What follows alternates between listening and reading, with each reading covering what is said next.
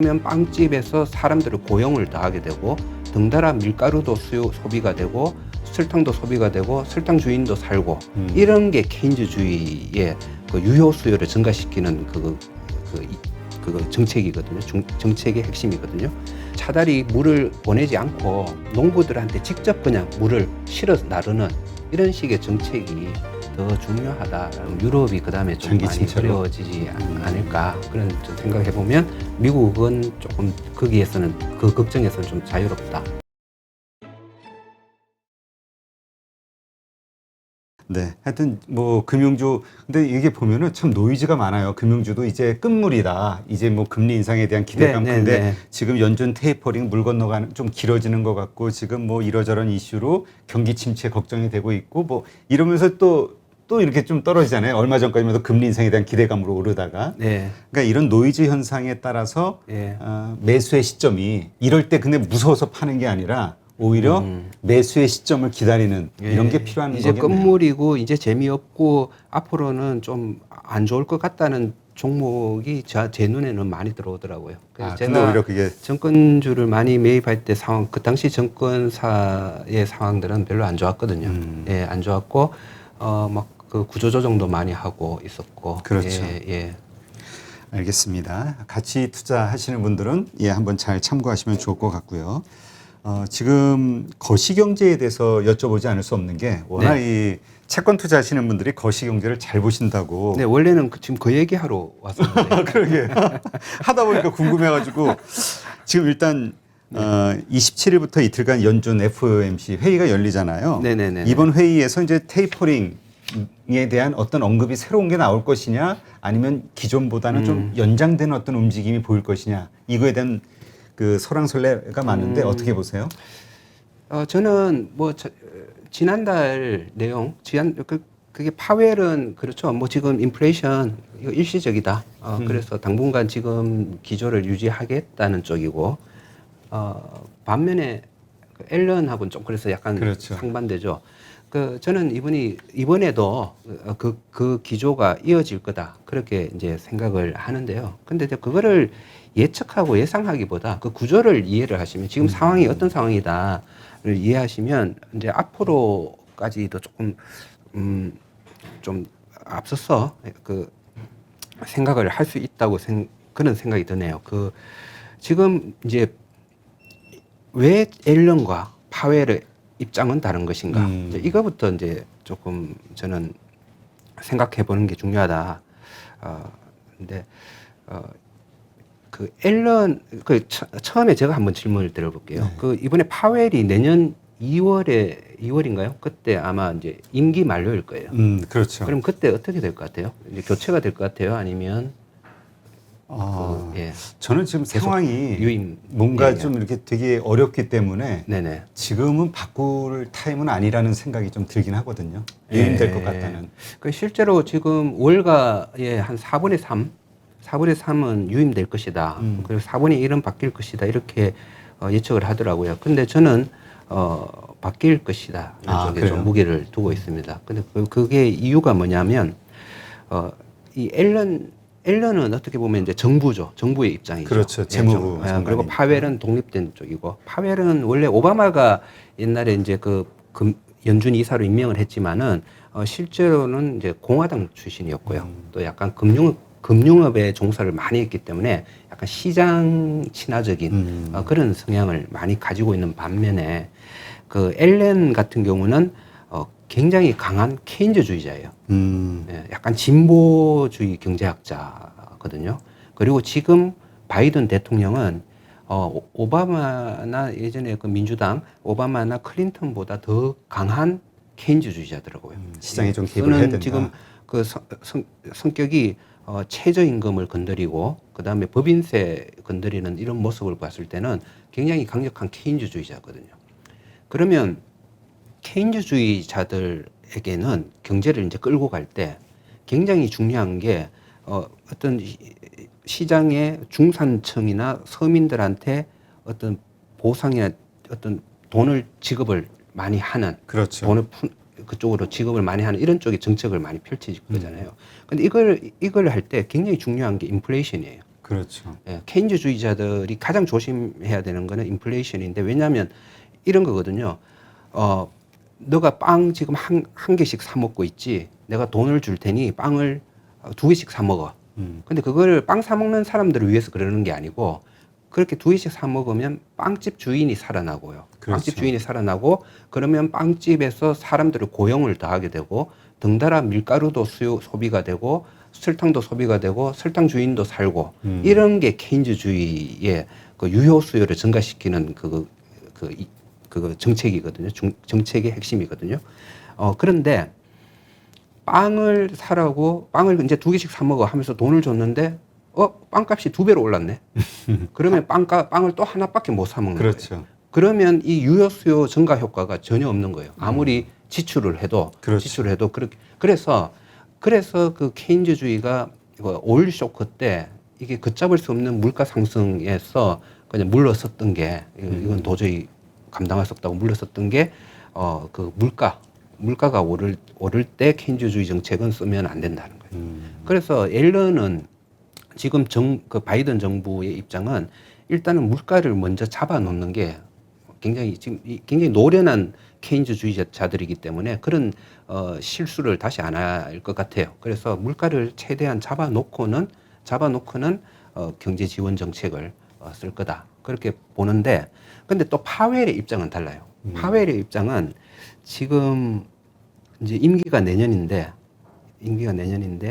지금 금리를 함부로 올리게 해서 시장을 난장판 이렇게 혼란스럽게 해놓고 그때 내가 물러서고 싶지는 않다는 마음이 들 거예요. 그냥 실패할 수도 있으니까 예. 책임 논란이에요. 예, 그게 예전에 그린스펀이 약간 그런 게 있었어요.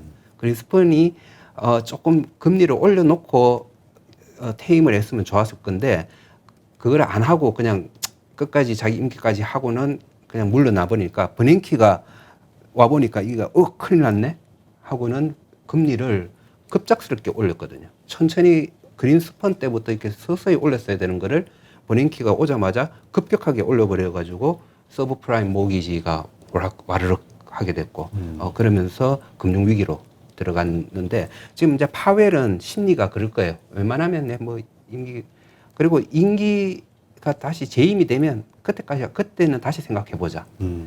그래서 지금 이런 신호를 지금은 뭐 그냥 가만히 있어 보자. 이런 쪽에 생각을 가지고 있기 때문에 그때까지는 이 두 사람의 이 생각이 아마 바뀌어지지 않고 그냥 유지가 될 거고 다만 내년도에 이제 재임 가능성이 높다 낮다 뭐 이런 문제 이런 거에 따라서 이제 그러면 정책이 어떻게 움직일 것이다 라는 예측이 바뀌어지고 그렇게 될 가능성이 많을 것 같습니다.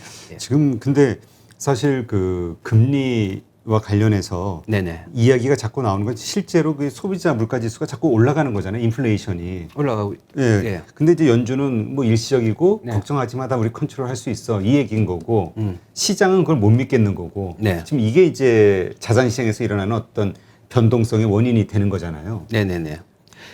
예. 근데 그 말이 그거는 이제 파웰이 약간 면피성으로 그런 얘기를 하긴 하는데 그 말이 맞을 수도 있어요. 저도 사실은 그 숫자로 나타나는 인플레이션은 일시적일 수 있다고 봐요.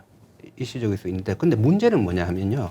지금 우리나라도 굉장히 이 문제가 심각하고 해외도 좀 그 문제가 심각한데 물가 지수가 정말 물가를 제대로 나타내고 있지 않다고 생각해요. 맞아요. 우리 정말 실생활에서 많이 쓰는 건 다 빠져 있잖아요. 예. 민감한 것들. 정말 중요한 것들. 그러니까 집값. 자동차는 아무리 돈을 풀어도 자동차 가격은 오르지도 않는데 그런 거 들어갈 이유가 없는 거죠. 그렇죠. 짜장면 가격 올라도 요즘은 대량 생산 시대이기 때문에 짜장면 가격이 올라도 뭐 그때는 라면 가격이 만약에 안 올랐다 아니면 무슨 스파게티 가격이 안 올랐다 그러면 그거 먹으면 대체할 수 있는 것들이 있기 때문에 그런 것들의 물가 상승은 사실은 일시적일 수밖에 없고요.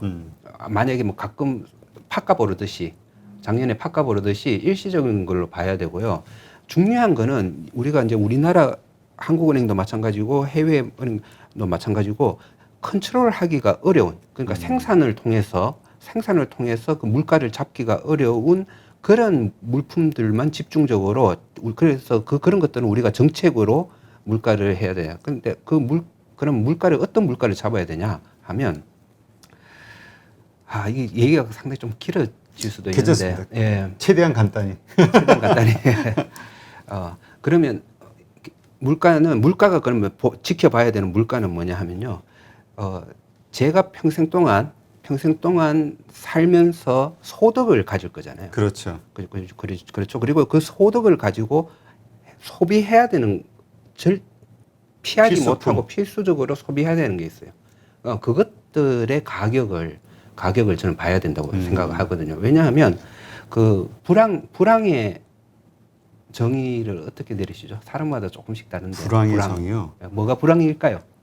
사람들이 불황이야. 그냥 보통은 이러는데 뭐가 뭔가 잘 안 팔리는 거, 네. 안 팔리거나 내가 네. 뭔가 사고 싶은데 못 사는 거. 예, 사고 싶은데 못 사는 거. 그게 생산된 그러니까 사야 되지만은 그 생산된 물건을 제대로 소비하지 못하는 때를 그렇죠. 그때를 불황이라고 하거든요. 근데 생산된 물건 그리고 사야 되는 물건이 제대로 소비되지 못하는 이유 중에 큰 것이 소득 대비 사야 되는 물건들의 물품이 너무 많고 또 그 가격이 너무 올라가 있는 거예요. 그럴 때 불황이 오는 거거든요. 네. 그래서 물가를 우리가 컨트롤할 때는 우리가 꼭 그 필수적으로 소비해야 되는 그런 것들의 가격을 굉장히 주시를 해야 되는데요. 근데 불행하게도 그거를 측정하고 있지 않기 때문에 지금 뭐 2%니 3%니 뭐 이게 물가가 오르고 있니 이거는 사실은 조금 의미 없다 생각하고 그렇기 때문에 제가 작년에도 미국의 금리 인상에 대해서 좀 고민을 해야 된다 말씀을 드렸던 이유가 그 말씀을 드리면서 그리고 그거를 보기 위해서는 부동산 가격을 봐야 된다는 거죠. 그렇죠. 부동산은 우리가 살면서 소비를 해야 되는 부분이기 그렇죠. 때문에 가격이 많이 오르면 이 케인즈주의자들 입장에서는 이 부동산 가격이 너무 많이 오르면 이거를 쓰기 때문에 다른 걸 살 돈이 없어지는 거예요. 그렇게 되면 그게 불황이 되는 거죠. 그렇죠. 그래서 굉장히 중요하게 생각하고 있을 거예요. 앨런 같은 경우는. 그래서 지금 파웰이 얘기하는 이 물가 지수는 일시적인 건 맞아요. 일시적인 가능성이 굉장히 높고요. 하지만 실제로 앨런이 보고 있는 물가는 아마 이거를 좀 넓혀서 전반적인 진짜 물가를 보고 있지 않을까. 약간 그런 생각이 들고 있기 때문에 그렇죠. 내년도 그렇기 때문에 파웰이 계속 이런 생각을 가지고 있다면 연임을 하지 못할 가능성이 높고 정책이 서로 뜻이 안 맞으니까. 서로 뜻이 안 맞으니까 있고 그리고 새로 교체가 된다면 이제 대충 미래를 예측할 수가 있겠죠. 이제는 이 기조로 갈 거구나. 그렇죠. 그러니까 지금 뭐 미국 부동산 얘기하시지만 한국도 많이 올랐지만 미국도 어떤 자료 보니까 뭐 올해만도 뭐 15% 올랐다 뭐 이런 얘기가 있더라고요. 네네. 그래서 그게 작년 12월달에 말씀드릴 때는 아직까지 그렇게 크지 않았는데 그 올해 많이 올랐더라고요. 올해 많이 했는데 그거를 조금 제가 우려했던 이유가 지금 정도 돈을 풀면 이 정도 돈을 풀면 이제 그쪽으로 이게 갈 수밖에 없다. 그런 생각이 들었기 때문에. 그러니까 예전에는 이제 돈을 우리가 유동성을 공급할 때 2008년 금융위기라든가 이런 데 보면은 월스트리트에다 돈을 줬기 때문에 자산 가격의 버블 정도 일어나고 네네네. 그쪽 금융권만 잘 단둘이 하면 네네네. 이게 뭔가 됐었지만 인플레이션 이런 게 네. 지금은 뭐 메인스트리트에다가 직접 다 돈을 줘버렸으니까 네네. 돈이 그냥 시장에서 개인이나 기업이 써버리면 이게 그냥 바로 인플레이션이 확률이 확 올라가는 거잖아요. 네네. 과연 연준이 네. 지금 이제 얘기하시는 거는 파월 의장은 지금 본인의 어떤 입장 때문에 이걸 커버할 수 있어 별거 아니야 이렇게 얘기하지만 옐런 같은 정부 입장에서는 되게 심각하게 보고 있는 거잖아요. 보고 있을 예. 수밖에 없죠. 근데 막상 그래서 금리 인상을 하거나 했을 때는 자산 시장이 엄청난 어떤 급락이 됐든 변동성이 일어날 텐데 네. 그걸 감안해서 그걸 감수하고라도 해야 되는 당위성이나 필요성을 미국 정부가 가지고 있느냐 이게 궁금하거든요. 당연히 가지고 있죠. 버냉키처럼 그렇게 갑자기 으악 하고는 확 올리는 그때 그 버냉키가 금리 인상시킬 때 제가 너무 놀랐었어요. 저 금리를 미국이 감당할 수 있단 말이야? 저 사람은 그래도 나보다 잘 알겠지. 그래서 저렇게 올리겠지라고 생각했는데 아니야 다를까 무너지더라고요. 그런데 어쩔 수 없었어요. 버냉키도 어떻게 보면 그 가능성을 몰랐을까요? 아니면 자기가 원래 그 버냉키가 원래 그 대공황 전문가잖아요. 그렇죠. 예. 그러니까 자기가 좋은 소방수란 걸 보여주려고 불을 냈나? 라는 식으로 그렇게 했습니다. 그런 일이 없게 하려면 서서히 올려야 되거든요. 서서히 지금부터 신호를 주면서 자, 이제 지금 올린다. 가격 더 오르면 더 올린다. 더 오르면 더 올린다. 이런 식으로 천천히 올려준다면 한꺼번에 하는 것보다 훨씬 그 충격을 완화시킬 수가 있는 거죠. 그래서 빨리 해야 된다는 거죠. 그렇다면 주식 시장이 급락하거나 이런 어떤 안 좋은 영향을 자산 시장에 그 네. 영향을 끼친다 하더라도 미국 정부는 네. 금리 인상을 이게 바뀌면은 금리 네. 인상을 빠르게 뭔가 점진적으로 진행할 수밖에 없다. 빨리 해야지 점진적으로 할 수 있고 그렇게 빨리 돼야지 해야지. 충격을 최대한 줄일 수 있다고 생각합니다. 예.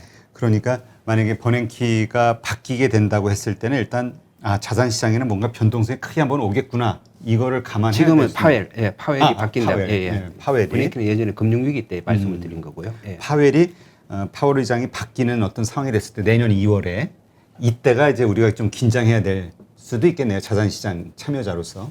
예, 그런데 그거를 그때 그러면 이제 돈을 흡수하는구나. 이제는 뭐 테이퍼링이나 금리 인상이 좀 빨리 진행되겠구나 생각하는데 그거를 나쁘게 생각할 필요는 저는 없다고 봐요. 그러니까 예. 우리 생각에는 그래? 그러면 옮기거나 아니면 그런 어떤 가능성이 높아지면 일단은 주식 정리 다 해야 되는 거 아니야? 이런 생각을 하게 되는데 그건 예. 아닌가요? 옷을 입고 있으면 뭐 그렇게 썰물이 빠져도 저는 큰 충격이 없다고 보고요. 좋은 주식을 갖고 그냥 있으면. 빨가벗고 있으면 옷을 입어야 되겠죠.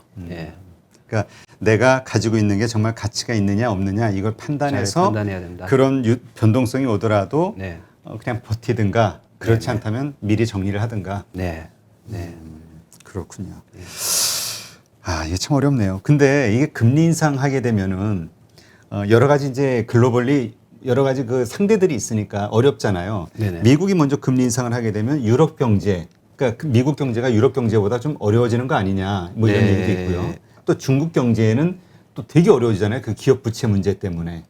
이런 것들이 다시 또 트리거가 돼서 돌고 돌아서 다시 또 세계 경제 혹은 미국 경제에 타격을 줄 수도 있는데 네네네. 그럼에도 불구하고 네. 미국의 입장에서 지금처럼 뭐 포스트 아메리카 이런 식으로 미국의 입장에 맞게 금리 인상을 할 것이냐 아니면 세계 곳곳의 어떤 상황을 지켜보면서 이 균형을 맞춰 나갈 것이냐. 저는 파월 의장이 좀 그걸 균형을 맞춰 나가는 거 아니냐 이런 느낌이 좀 들 때도 있거든요. 다른 유럽이나 이런 쪽에 비해서요. 네. 글쎄요, 저는 미국의 경제력은 지금 현재까지는 유럽보다는 좋다고 보고요. 네. 유럽이 오히려 너무 오랫동안의 그 저금리 기조를 계속 유지하면서 계속 이제 몰핀을 주는. 그래도 우리나라도 그렇고 미국도 그렇고 잠깐 올렸다가 또 하는 약간 이 시도를 하잖아요. 그거에 비해서 조금 유럽 쪽이 조금 지금 더 어렵지 않을까 앞으로 좀비처럼 되지 않을까. 그 유럽을 미국이 답습할 필요는 없죠. 유럽하고는 조금 다른 방식을 통해서 지금 이제 이 상황을 헤쳐나갈 거라고 생각을 하고요. 그리고 이제 많은 사람 우리가 당연히 상식적으로 생각하는 것 중에 조금 보면 그 주체를 바꿔보면 그게 정답이 아닌 경우도 많아요. 예를 들어서 디플레이션은 경제에 아주 악이다라는 이런 것도 소비자 입장에서는 소비자 좋은 입장에서는 건데. 좋은데 다만 그 생산자들 입장에서는 그렇죠. 기업의 입장에서는 이게 아주 나쁜 거죠. 그래서 이제 그런 것처럼 이 문제도 사실은 금리가 오르면 난리 날 것 같은 분야가 있어요. 난리가 나는 안 좋은 쪽이 분명히 있어요. 하지만 지금 저는 최근에 수십 년간 그 전 세계적인 그 금리나 이 상황에서 부작용이 꽤 많이 보였다고 생각을 하거든요. 예, 일본도 그랬고, 그렇죠. 유럽도 그렇고 이런 부작용들을 이제 좀 이해를 하고 이것만이 정답은 아니다. 이렇게 계속 몰핀을 계속 넣고 있는 건 정답이 아니고 적당히 운동을 시켜주는 그 경제 체제가 더 유리하다는 거를 아마 저는 좀 기대를 합니다. 이번에 바이든 정부. 그러니까 오히려 1년 금리 정부. 인상이 세계 건전한 경제 성장을 위해서도 필요하다. 네, 필요하다라는 거를. 그것도 사실은 지금 빠르게 진행이 돼야 된다. 지금서부터. 예, 이렇게 금리를 보시는 거군요. 지금까지 계속 인하시켜서 저금리, 초저금리를 유지한 게 그렇게 농부들한테는 도움이 안 됐거든요. 그렇죠. 예, 실제로 물을 농부들한테 보내주려고 댐을 열었지만은 실제로 그 물들이 전부 다 그 사우나 시설로 가버리는 그런 부작용이 컸기 때문에 이제는 차라리 물을 보내지 않고 농부들한테 직접 그냥 물을 실어 나르는 이런 식의 정책이 더 중요하다라는 걸 이제 아마 저는 약간 그쪽 방향으로 가지 않을까. 이게 그렇게 생각합니다. MMT라고 하나요? 그 MMT? 예, 머니마켓.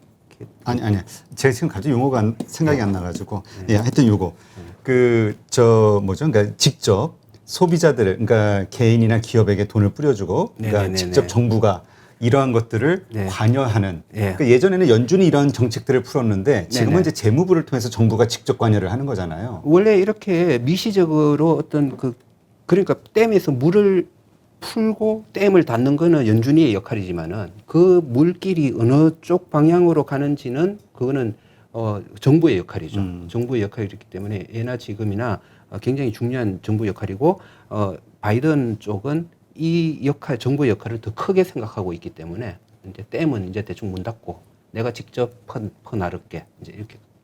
예, 그 역할을. 근데 미국이 이제 이렇게 금리 인상을 뭐 다른 데 나라 신경 쓰지 않고 자기네들 입장에 맞게 한다고 했을 때 제가 아까 드렸던 질문은 그럼 그러니까 달러 강세가 되는 요인이 되는 거잖아요.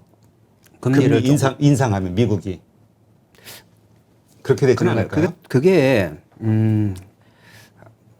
그 참 약간 이 투자의 세계는 인문학적인 세계라서 아, 그래요? 정답이 없다고 제가 항상 말씀을 드리는데 그러니까 저희가 먼저 만약에 예. 그렇다면요, 저희가 최근 몇 년 동안 최근 작년 이전인가요, 저작년 이전 몇 년 동안 우리나라의 금리가 미국 금리보다 낮을 때가 있었어요. 그때 달러는 강세였을까요, 약세였을까요? 그때 질문하신 거니까 약세였던 그때 거. 강세였어요. 아 강세? 예. 아 그때 참 미국 그렇죠. 약세. 달러가 강세였죠. 아 강세. 예. 아 금리가 높았네요. 그렇죠. 그러니까 되게 당연한 미국이, 거네. 네. 예. 아 그 말이 맞네. 아 말씀이 맞네. 근데, 아니 그러니까 어떤 생각이 드냐면 네네.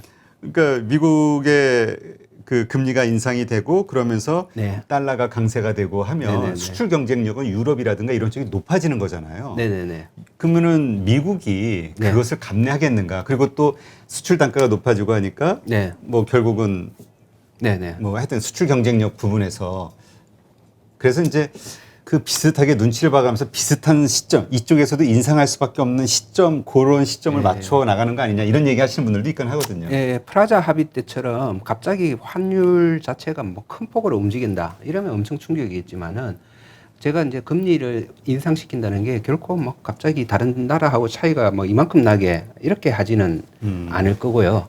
어느 정도 차이를 두고 계속 그걸 가지고 이제 신호를 주고 적어도 돈 푸는 거는 이제 스탑시키는 약간 이런 식으로 점진적으로 간다면 그 환율도 점진적으로 움직이는 그런 방향이 있고요. 그리고 환율이 조금씩 저는 우리나라도 지금은 갑자기 1,000원이 되면 어렵지만은 몇 년 지나면 1,000원도 충분히 감내할 수 있고 경쟁력이 강해지면 어느 정도 그 감내할 수 있는 환율 수준이 달라진다. 이렇게 생각을 하고 있고 미국 같은 유럽과 미국의 비교는 지금 사실은 저는 유럽을 좀 많이 안 좋게 보고 있습니다. 예, 지금 그 구조적인 그 유로의 구조가 지금 이렇게 어떻게 보면 같이 큰 배들을 쇠사슬로 이렇게 묶어놓은 구조가 유리할 때는 굉장히 유리했는데 지금 같은 때는 쇠사슬을 오히려 끊고 재빠르게 지금 움직여야 할 때인데 좀 그렇지 못한 부분이 있어서 유럽의 그럼에도 불구하고 유럽의 환율은 지금 약해지고 있지 않거든요. 그렇게 크게 약해지고 있지 않고 그리고 부동산 문제도 유럽에 꽤 있고 이렇게 해서 좀 제가 일본에 이어서 이제는 좀 유럽이 그다음에 좀 많이 어려워지지 않을까 그런 좀 생각해 보면 미국은 조금 거기에서는 그 걱정에서는 좀 자유롭다. 그렇게 보고 있습니다. 네. 그렇다면 이제 이렇게 예정돼 있는 금리 인상이잖아요. 네네. 시기의 문제지. 이럴 때 우리가 자산 포트폴리오를 어떻게 가져가야 될까요? 네. 아까 말씀드린 것처럼 돈의 힘으로 크게 오르는 주식 이런 유동성의 힘으로 아니면 오르는 그런 주식들. 자산 그런 자산은 그걸 이제 판단해 보는 거죠. 자, 이 주식은 아니면 이 자산은 돈의 힘 때문에 올랐냐 아니면 이거의 가치로 올랐냐라는 걸 보고 그게 돈의 힘이 크다면 이제는 돈의 힘이 약해질 거니까 그런 쪽은 최대한 줄이고 그렇지만은 그 가치를 어느 정도 인정받으면서 그 가격을 가지고 있는 거는 그렇게 도망갈 이유가 크게 없다. 아까 말씀하신 그 금융주라든가 네. 그다음에 손해보험주 네. 이런 것들도 금리 인상이 되면 수혜를 받는 업종 아닌가요? 충분히 그 수익 차원에서도 수혜를 입을 수 있고요. 그리고 많은 사람들이 금리가 계속 내려가 있고 저금리 시대가 되면 은행주는 어렵다고 했는데 아마 오늘도 은행주들이 그 금융 지주사들이 실적 발표를 할 건데 계속 금리는 낮은데도 좋은 사상 실적이 최고치가 계속 나오고 있잖아요. 그죠?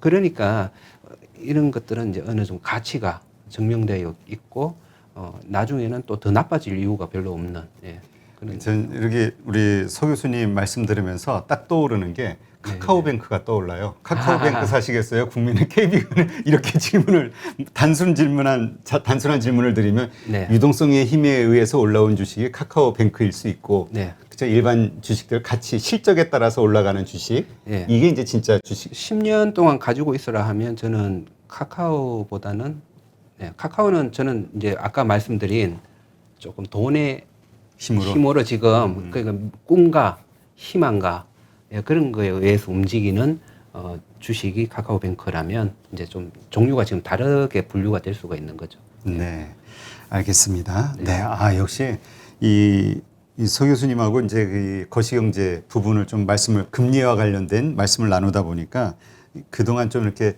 잘 이해가 안 되던 그런 부분도 좀 풀리는 것 같고요. 정말요? 이 뭐라 그럴까요? 근데 환율이라든가 이런 거는 네. 참 어렵기는 해요. 이 얘기하다 보면 그렇죠, 헷갈리기도 하고. 예. 근데 하여튼 금리를 우리가 잘 알아야 사실 투자의 세계에서 성공할 수 있다는 얘기 많이 하잖아요. 네네. 금리에 대해서 또 앞으로 또 좀 모시고 계속해서 조금씩 공부를 해나가도록 해야 될 것 같습니다.